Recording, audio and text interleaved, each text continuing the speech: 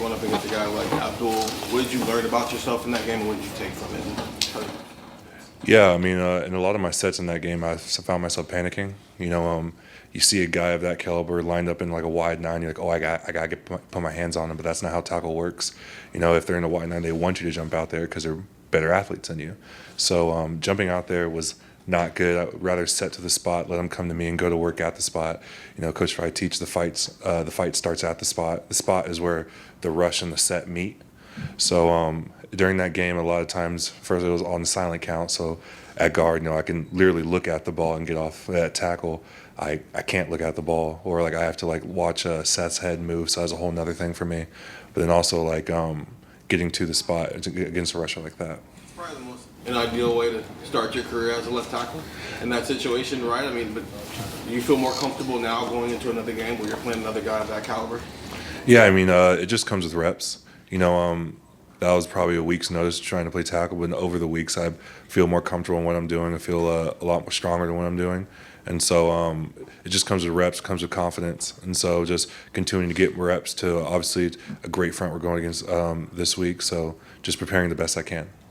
Third row left, Andy Anders, 11 Warriors.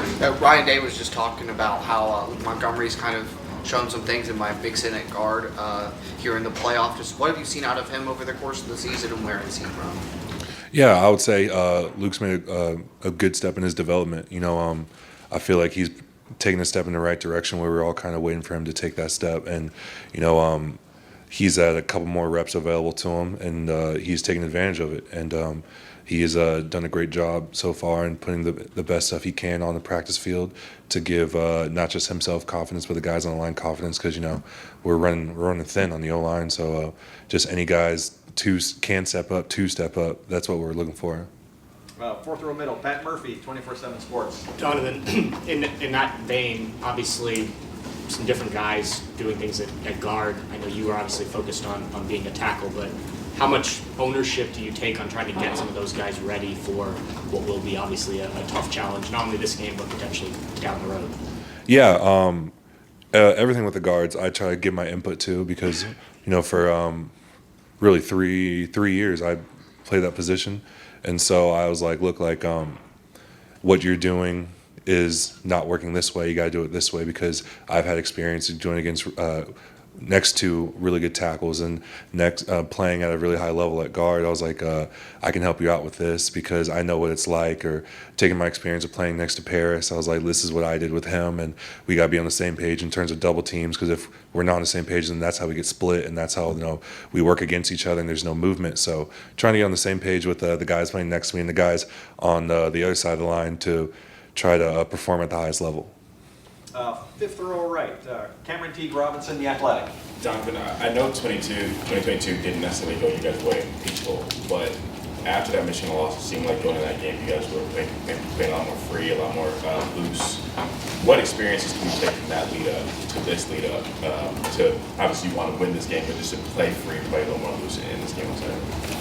Yeah, I mean, playing free and playing loose is a lot better than playing uptight.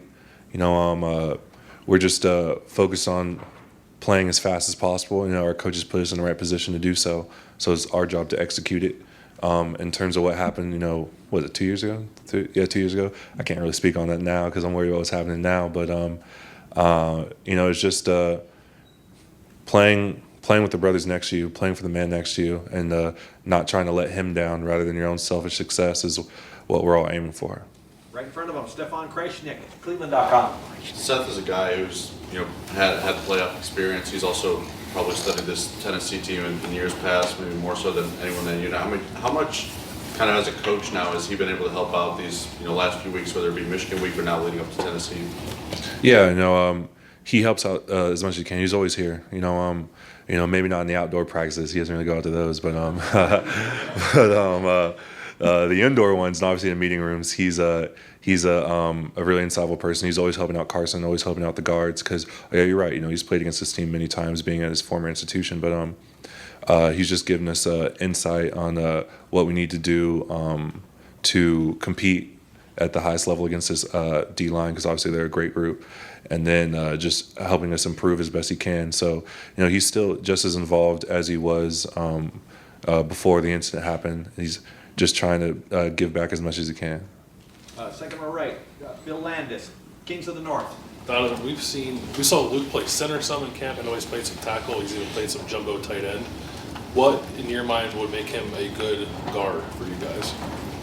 I mean, all of that is just versatility. You know, I feel like Luke is versatile enough to plug and play anywhere we need him to be, and he's had some great success at guard in the past couple of practices. But he's shown a great ability to anchor and being able to. He's been playing stronger, in my opinion, so he's developing in the right direction.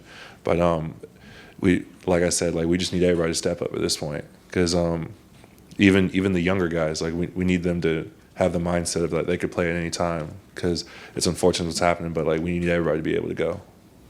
Front row, Bill Rabinowitz, Columbus Dispatch. Donovan, you started the year playing your normal position behind or next to potential first-round pick at Josh, and the guy turned out to be the Remington Trophy winner. Both those guys are gone. You're playing a new position.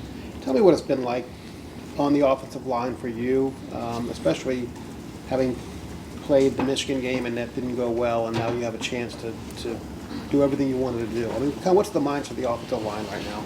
Yeah, I mean, it has been easy. You know, you lose the best center in the country. You know, everyone knows he's the best center in the country. He's the brain of the operation. He put us in positions to succeed. And obviously, you lose Josh Simmons, who was the lockdown tackle. You didn't have to think about who he was going against. You're like, no, Josh got it.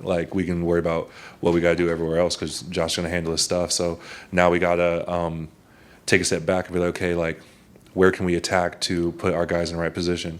Because what we did before is not what we can do now. And so we got new guys stepping up, playing, and they're playing at a competitive level. But we got to put guys in the right position to succeed for games coming forward. And we didn't execute nearly as well as we wanted to last game, obviously. But it's a beautiful thing about football, beautiful thing about the playoffs, that we have another opportunity to go out there and play.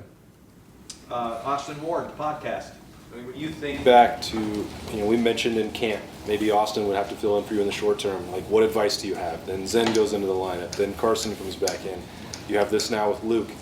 Is your conversation, advice, communication the same with all four? Have you had to tweak the message? I'm sure you're tired of having to keep going through this process, but are all cases the same? You tell them the exact same message no matter who it is, or different depending on each of those four guys? Yeah, I've gotten really good at giving motivational speeches this year, but yeah, it's always different. With Zen coming in, we'll start at the beginning with Austin going in. It was like, hey man, you're fine. This is the same game you've been playing, just in front of a lot more people. You've been doing it all, for a long time. Just keep doing what you're doing. Then when Zen came in, I was like, look man, I'm here next to you the entire time.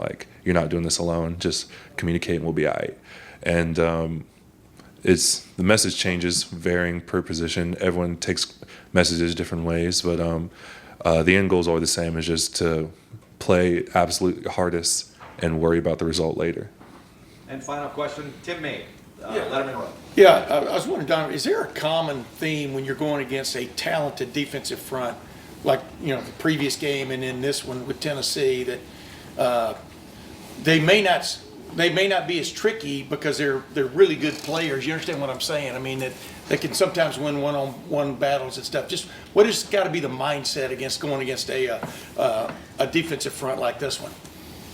Yeah, I mean, the defense front we're going against Tennessee is very talented. They rotate a lot of guys, and all those guys can go. They're relentless. They don't give you time to breathe, because once one guy goes in, another guy goes in, and he's just as good as the one that just came out. So the main message is just to strain your butt off, man. Get out. You got to win your one-on-ones, like you said. They're gonna play you. They're gonna play their defense, and it's our job to execute our offense. So a lot of respect to their front. I feel like obviously they're very talented guys on that front across the board, from interior to the edges. But we just got to execute what's called to the best of our abilities.